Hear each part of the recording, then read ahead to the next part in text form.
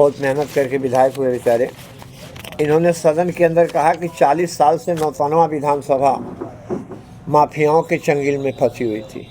तो 40 साल के बीच में मैं भी एक बार विधायक रहा और मेरे भाई साहब भी विधायक रहे। तो मैं इस बात के लिए तो पहले इनको अपने वकील के द्वारा नोटिस भेज रहा हूँ कि कैसे इन्होंने माफिया 40 साल तक कैसे इन्होंने माफिया का वो किया। अगर किसी की तरफ इनका इशारा भी रहा और योगी जी का इन्होंने महिमा मंडप किया सदन के अंदर, अगर योगी जी की सरकार माफिया मुक्त है या प्रदेश माफिया मुक्त है तो बनारस से लेकर के आप लखनऊ के किनारे, लखनऊ से लेकर गाज़ियाबाद तक चले जाइए। एक जात की माफिया से आपने समाज को मुक्ति दिलाई है, मुस्लिम जात के।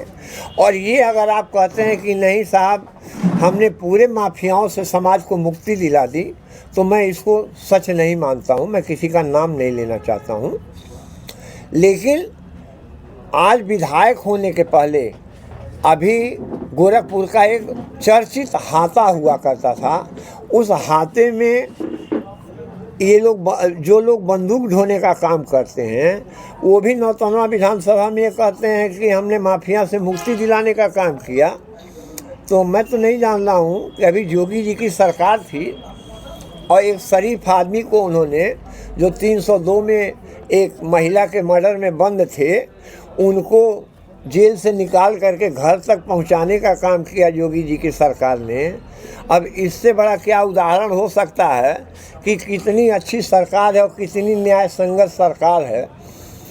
और इसके बाद इन्होंने एक चिट्ठी जारी की कि डीएम साहब को और प्रमुख सचिव वन को कि हमारे यहाँ जंगल घेरवाने की बात इन्होंने की। मैं विधायक था, 19 किलोमीटर तक जंगल घेरवाया था।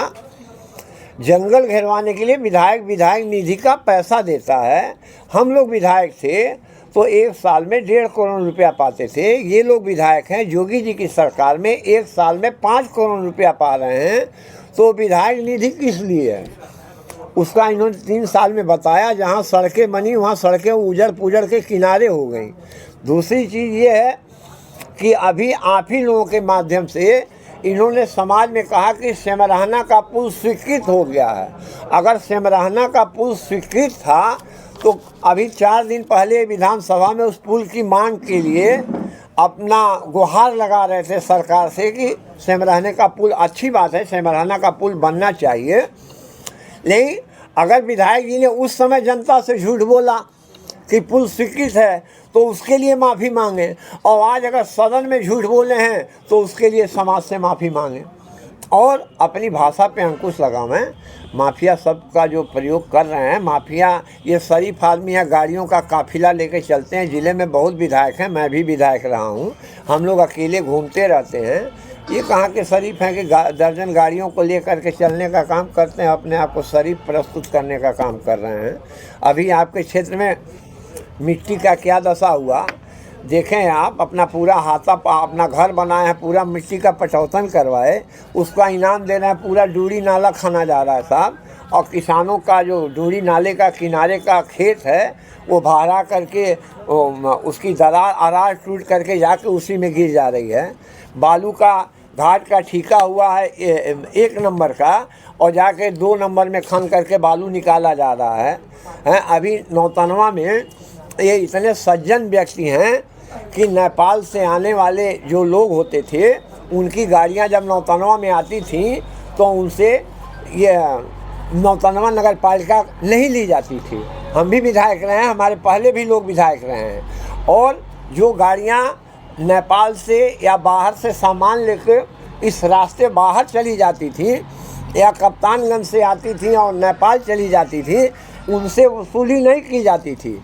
आज मानवर विधायक जी विधायक हैं और इनके लोग वहाँ बैठे रहते हैं, इनके ससुराल पक्ष के लोग बैठे रहते हैं और वहाँ इस तरह से नाजायज़ वसूली हो रही है।